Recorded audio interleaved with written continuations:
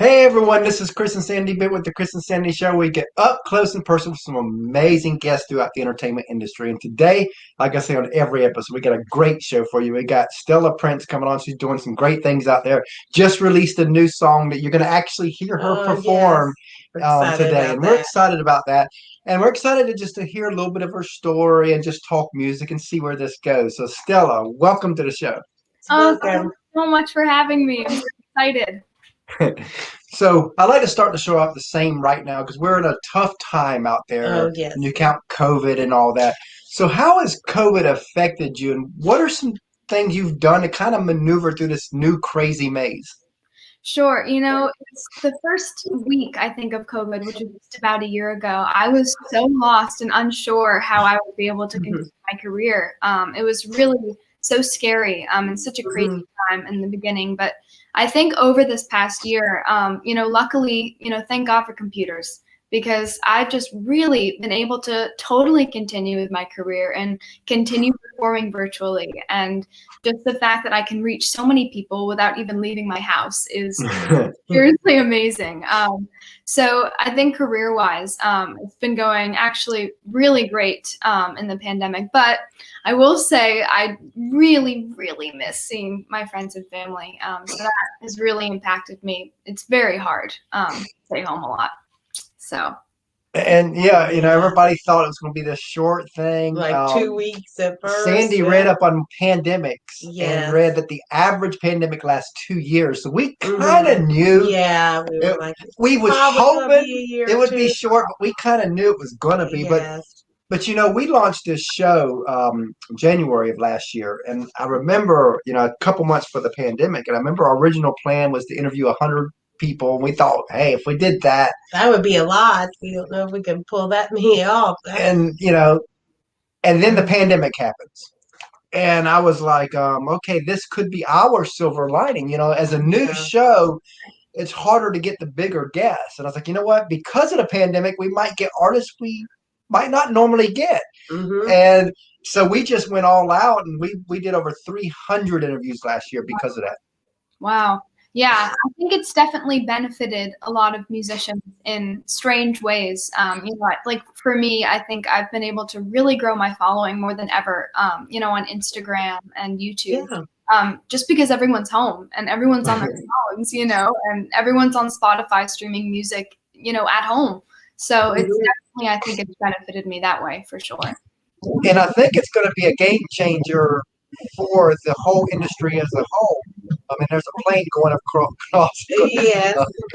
But I think a lot of the artists are learning to create these online concerts where people pay 5, 10, 20 bucks to do that. I see the day when everything starts to come back where you're going to have your live show, but you're going to also do that part of it. So now you'll be able to have your online world participate in your live concerts. Right. Oh, absolutely. And I just did a show with Launch TV, which is like this virtual streaming service a few weeks ago.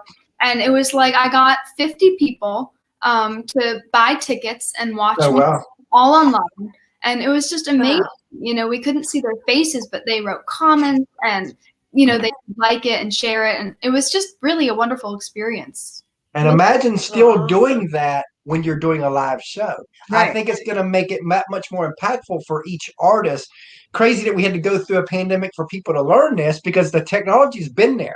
It's so fascinating. I mean, 1 year ago, I had no idea what Zoom was, thing. And, 1 year later, this is our lives and this is what everyone does every day. And I think, in the future, if someone were to perform live, they could also do it on Zoom and it would reach millions more. And that's just so exciting in a way.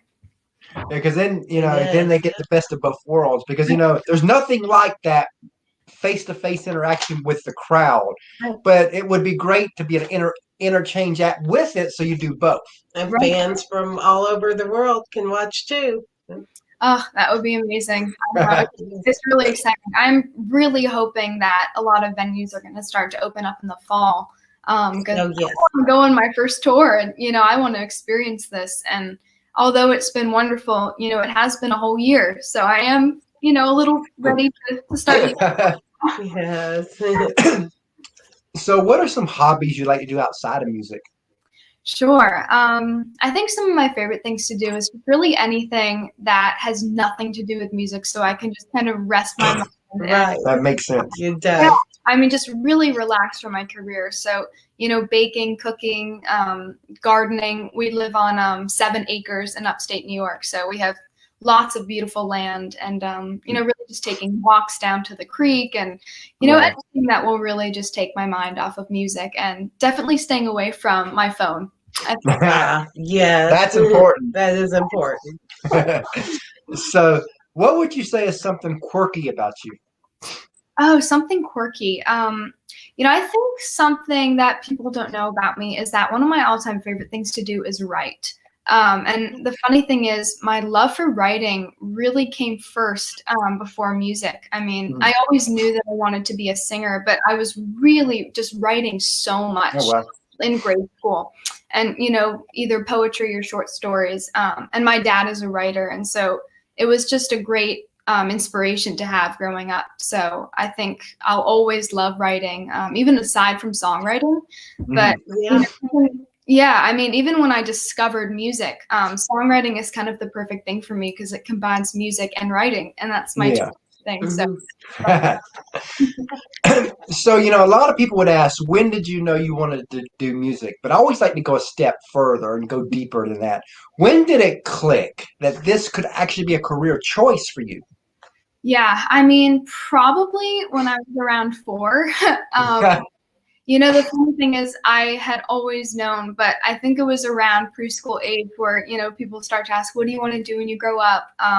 And I just immediately always answered, I want to be a famous singer. That was pretty much my whole life, all I ever wanted. But it wasn't really until around like 2 years ago where I really started, trying to do this like super seriously. Yeah. Just doing this So like what changed?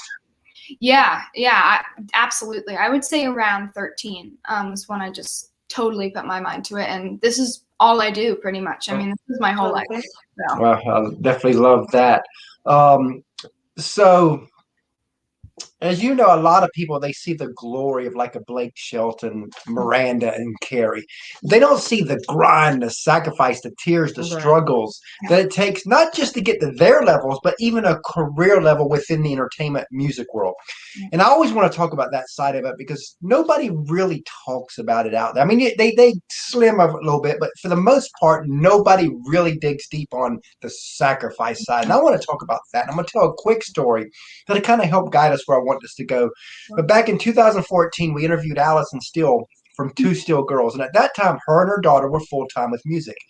And I asked Allison what advice she'd give an up-and-coming artist. I'll never forget what she said. She said, this will sound funny coming from someone full-time, but if your heart will allow you to do anything, if you can see yourself doing something else, go do that and just keep this as a hobby.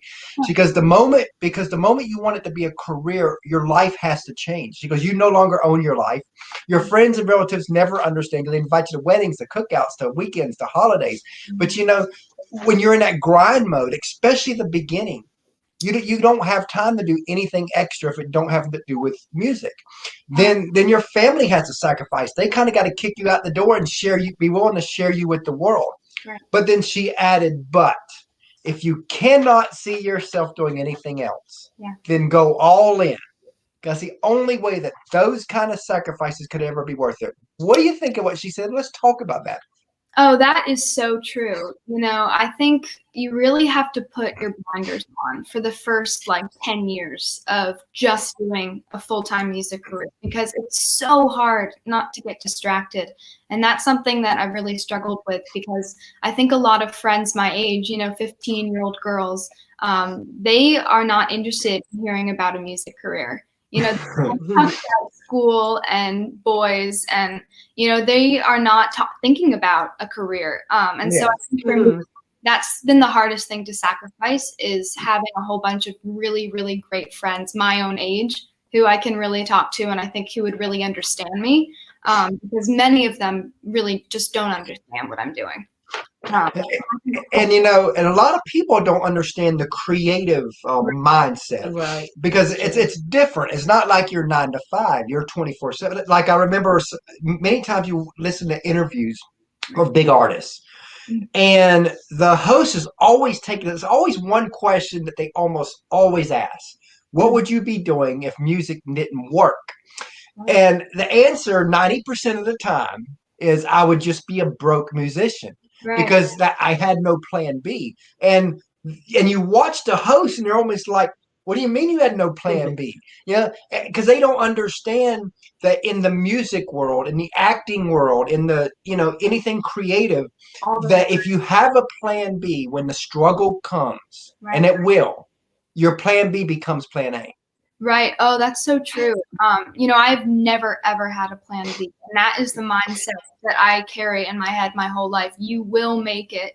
There is no like doing something else, or moving away or just forgetting music entirely. That is not an option. Like I've known my whole life that this is exactly what I want out of my life, is to make it, in the music industry. And so I am so happy to just focus on this and not do anything else.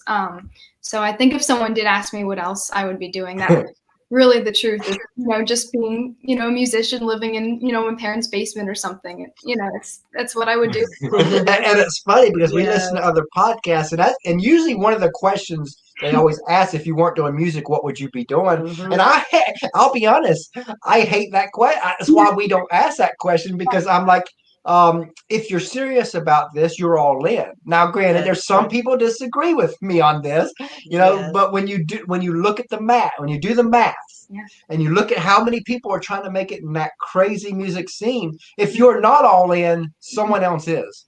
It's really true. And you have to take as much as you can possibly get and just put all your energy into music. And it's really exhausting. I mean, it's your entire life. I mean, I am, nervous and on edge, all the time if I'm waiting for an important email or, I'm just, getting ready for a performance. So it's really very exhausting, but I think it's definitely worth it in the end. Yeah, that's like when we started the show, I wasn't doing emails on my phone. Right. I always thought, what, when we're out and about, I don't want yeah. business and all that. Right. And then one day I decided, let me try this. Yeah. And I added it to the phone. And I tell you what, it's been such a blessing. Now, some people might think it's a curse, but for Right. us, we've been out and about, and I've been able to make deals happen while we're out and about through the phone, that if I'd have waited till we got home, then Maybe who it knows? wouldn't have It might not happened. would have happened.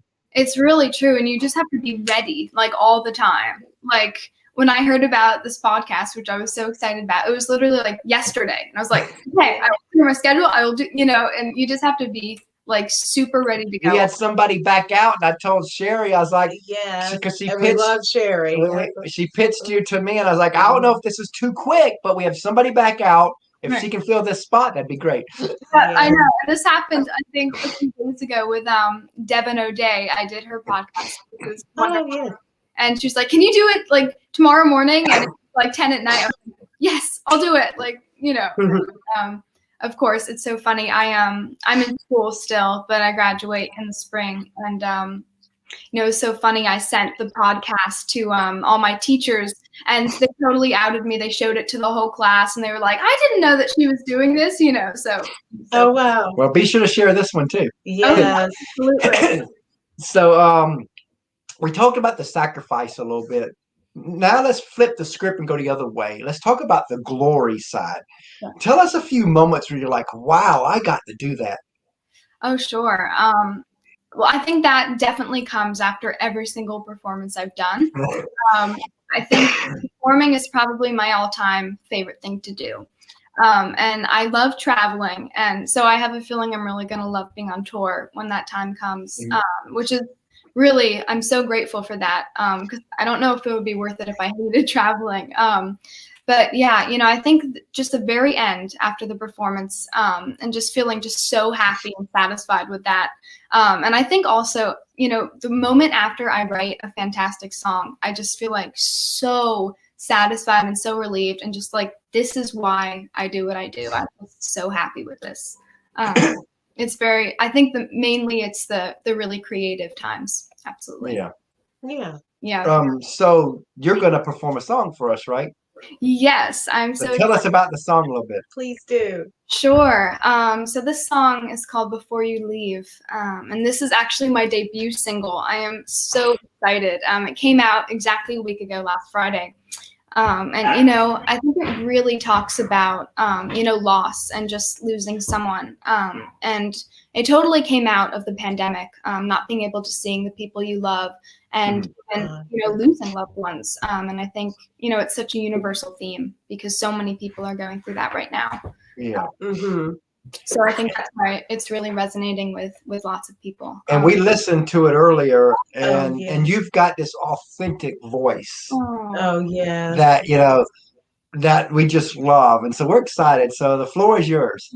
Oh, thank you so much. All right, here we go.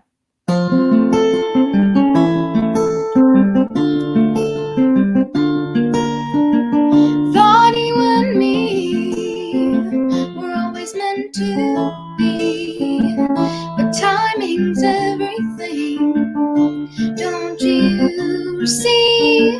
So just one more time, say you love me before you leave, before you leave, before you leave.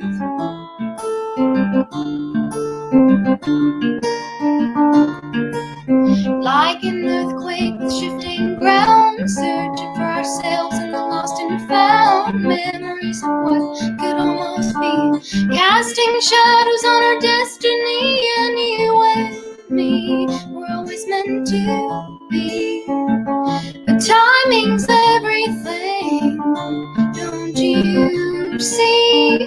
So just one more time, say you love me before you leave, before you leave, before you leave.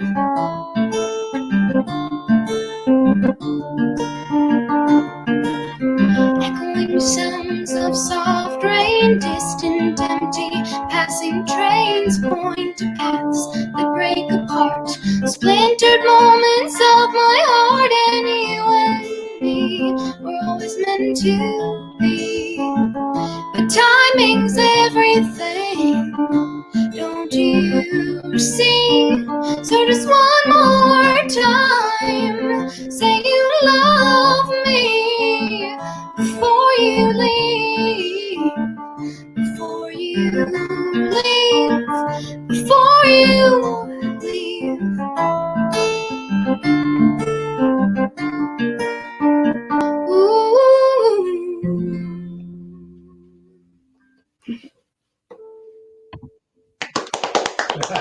Oh, great job. Love it. Loved it. Oh, thank you so much. And you've got a more traditional sound, we've noticed. And you've got what you said you want to bring back, the 3 J's. Tell us that about it. Yeah, so some of my biggest influences are definitely in the folk genre. So probably Joni Mitchell, Joan Baez, and Judy Collins are really some of the most authentic, really most beautiful musicians I think I've ever heard. And, you know, their music has just inspired me on a daily basis. And so, you know, I think something they did is really, I think they brought that authenticity to the pop charts and to the pop stations, you know, in the 1960s and 70s. I think that's something that I would love to do and I'm trying to do, to sort of bring this authenticity back to contemporary music and back to a mainstream audience. So it's just, it would be amazing someday to have this kind of music, you know, be considered so mainstream where everyone knows it, and just have this emotion be with everyone, because I think it's so powerful. And Susan said gorgeous on the song. Yes. Thank you. Thank you so much. So as you know, a lot of people, they see the artist, but they don't see the teams behind them. And in my opinion, the teams never get the love they deserve. No, and I don't care if you have a team of 1 or a team of 300, as Justin Bieber said he has. A team is a team, and it takes a team to make that village work. So tell us a little bit about the team that helps you be who you are. Sure, of course. Well, first I'll just mention Sherry Cranford. She's Yes, we love her. Oh, we do. Yes. amazing. She just introduced me to you guys yesterday, but yeah, no, she's wonderful. And then of course, my parents, they're both artists, and my dad is a Oh, writer, wow. my mom is a painter, and so they really have just understood me from the very beginning, and they've made so many sacrifices, and they've done everything they possibly can to help me become who I want to be. So I think, obviously I have to thank them first. But then also, I have to just say that Global Songwriters Connection, which is an amazing organization out of Nashville, have just really, really helped me. And they've really just worked with me since I was about 14. And Wow. company, Cherie Spoltori, she has just worked with me and mentored me one-on-one every week for about over a year now. And she's just brought so much, and I've learned so much through her and her company. So I think they would definitely have to be one of the best artist development companies ever. They're amazing.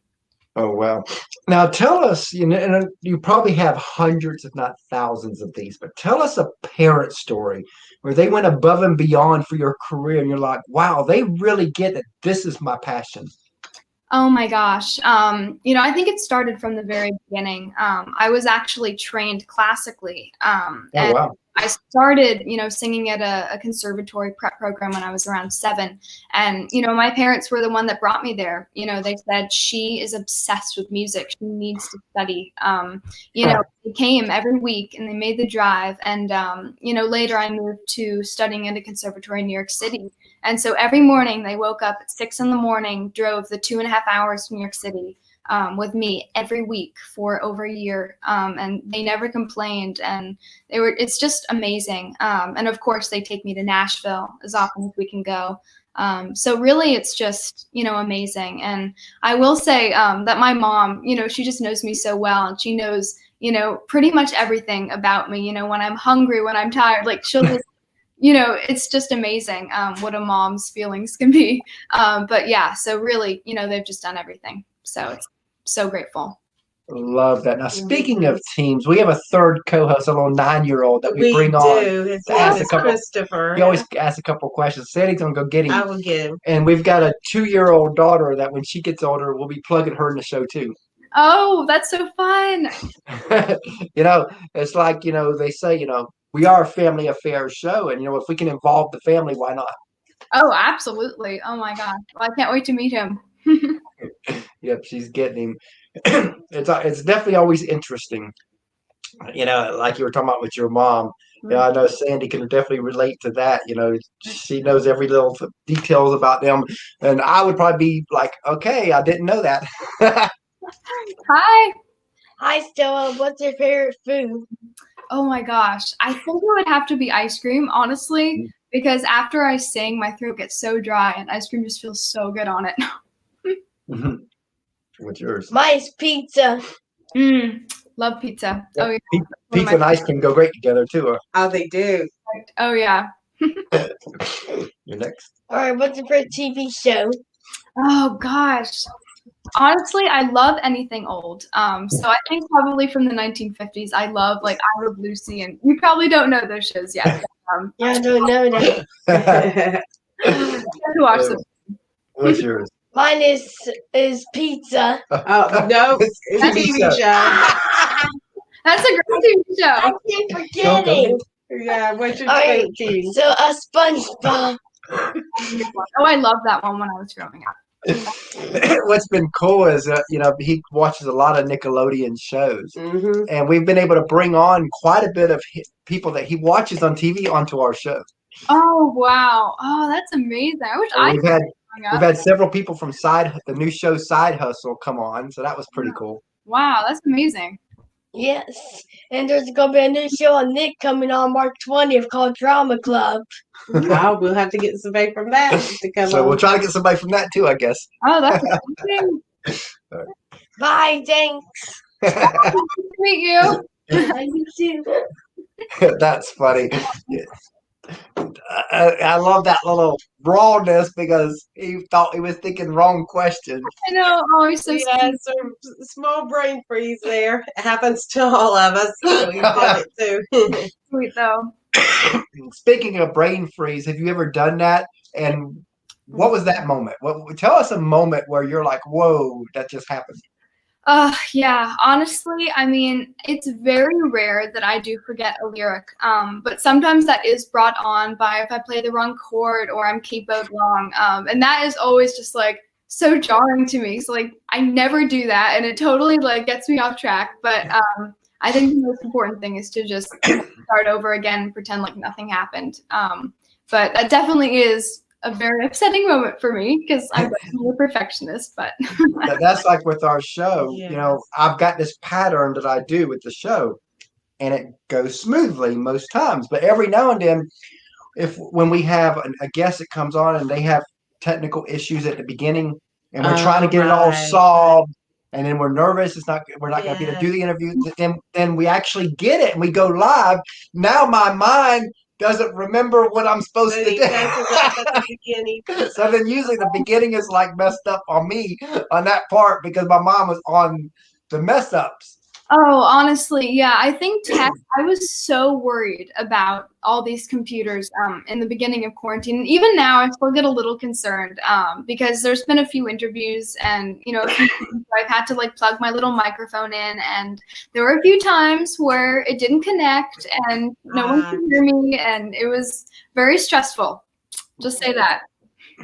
Yeah, that's like when we Yeah. first started the show, we started audio only. So we use Mhm. like Blog Talk Radio. We did that for like And 9 months. And I liked it because you just give the guests a phone number. They call into the phone number, and we use a phone, and it worked really great. And sometimes it glitches, but for the most part, it was really stable. Yeah. Yeah. And then I remember I told Sam, and she told me at the very beginning she would never do video, will only do audio. And now I did, yeah. but I remember when I finally convinced her, I was like, you know what, the future is video.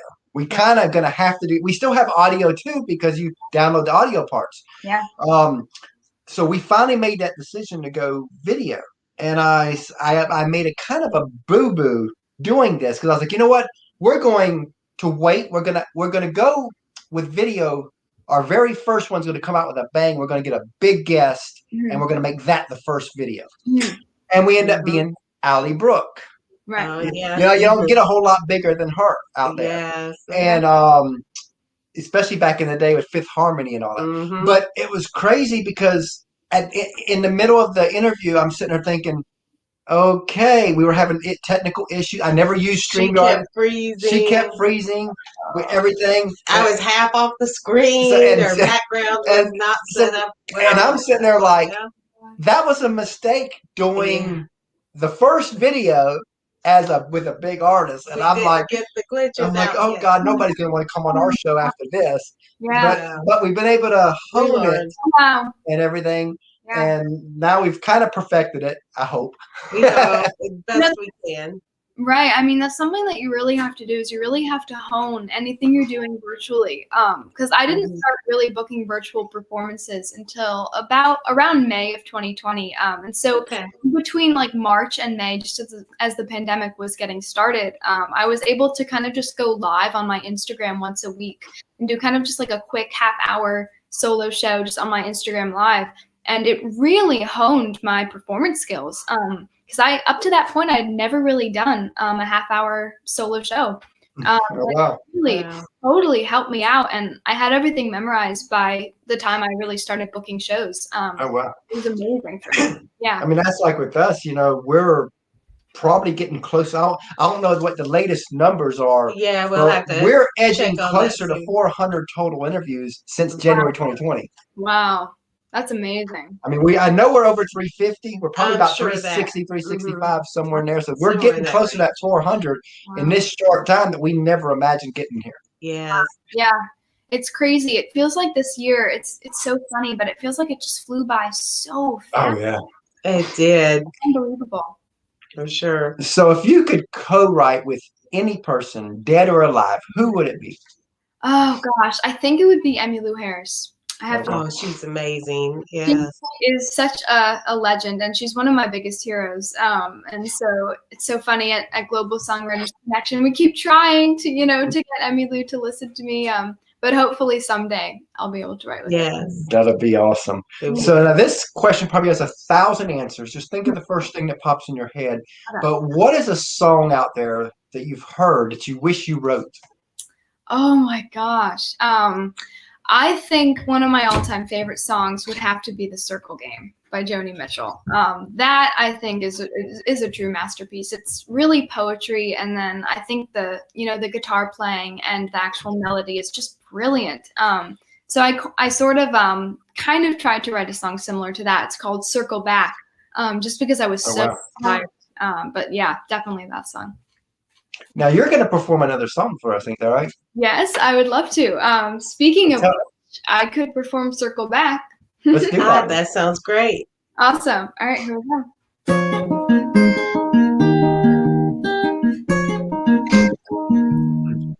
The falling of a star in the watercolor sky.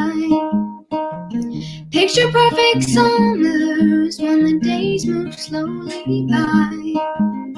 Essence of a rainstorm, the morning after then brings a certain melancholy that makes me feel again. Time doesn't move in straight lines, following one simple track, and often it seems we all have to circle back.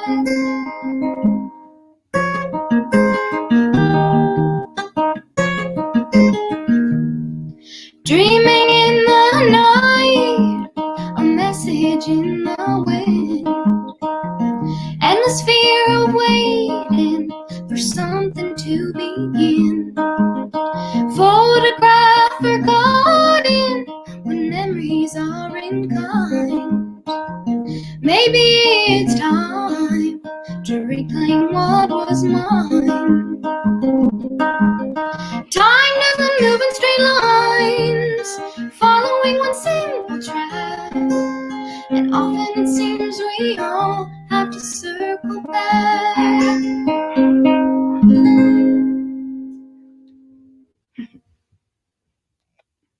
Thank you. Oh, you're muted. Wait. There I did the screen and forgot to unmute. Yeah. Great. I appreciate the clapping though. Yeah, we're not like a lot of shows where they got people that can do all that. We have to do it all. I have to flip we're screens the technical team here and everything. I totally get you. Thank you. So in 2015, we got the interview at Kelsey Ballerini before everybody pretty much knew who she was. Yes. She was starting to climb the charts at that time, and I remember I asked her that where she wanted to be in 5 years. I always like to tell this story before I ask that same question to the guests, because the answer she gave us was almost to the T of what she's living 5-6 years later. And it's amazing to watch that person living out that dream. So she knew where she was going. Oh yeah, she had it planned out. Knowing that, where do you want to be in 5 years? Yeah, I will just say that I pretty much have my whole life planned out, literally year by year. So it's funny that you say that. Susan applaud. Yes. Oh, thank you. But I don't, I think honestly, I want to be as successful as I can possibly be with my music. So I think in the next 5 years, I think in 5 years from this year, when I'm around 21, I think I want to be, performing in stadiums and arenas and selling out audiences everywhere. And, I want to win, my first Grammy in 3 years. That's my plan. Wow. I love to hear that. I love it. That's the truth, honestly. Yeah, that's what if you're gonna dream big. It's that old saying that it takes the same energy to dream big as small, so you might as well dream big. It does. It's really true, and I think dreams are really what get you started. But I think definitely, the journey is what gets you there. So I think, I'm now just starting my journey, so I'm very excited to see where it takes me. Love that. Now let's look 15 years down the road. Let's say that you're a success on a grand scale. Whatever that looks like for you, you're there. If the person you are today could meet your future successful self, what would you want to remind her? I think I would want to remind her to just be true to yourself and really just be who you were in the beginning, and not get, all big headed and full of yourself, and just, be really humble and remember, when you started, you were so nervous and you were so scared of what would happen. And so just really be mindful of that, and that you really just only started out 15 years before. And really be humble and really just remember how you started and the people that made you successful. So Love that. Yes. So if you could go on vacation anywhere in the world, where would you want to go? oh my gosh, honestly, I think I would want to go on a tour of Europe. I have been to a few countries, but I just love Europe.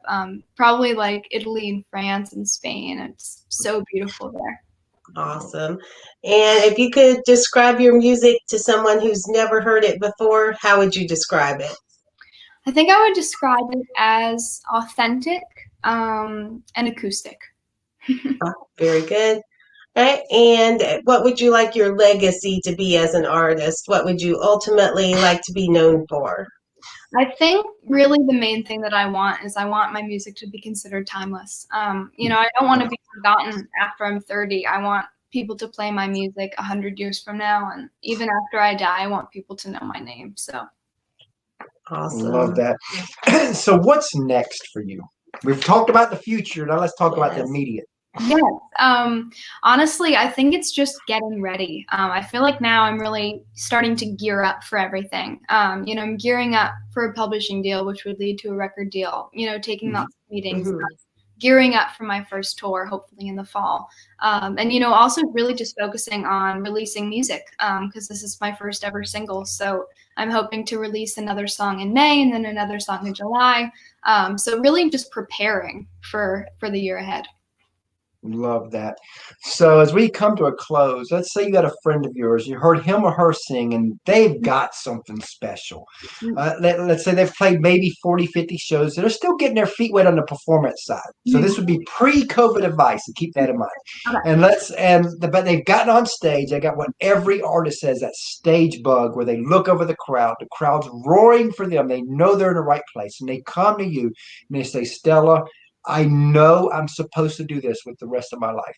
What advice would you give that specific person to kind of help guide them the next few years? I think that specific person, I would say to take every single opportunity that comes your way, no matter if it, kind of messes everything up, just do it. And, really just focus and work as hard as you possibly can, because I think the first 10 years are the hardest, and they're definitely almost like a test. Everything is a test. So you just really, really have to focus. And talking about the hardest, it's so right. I think that's why, Nashville is called the 10-year city. Yeah. Because again, it's so hard. It's so many people eventually quit because it's that hard.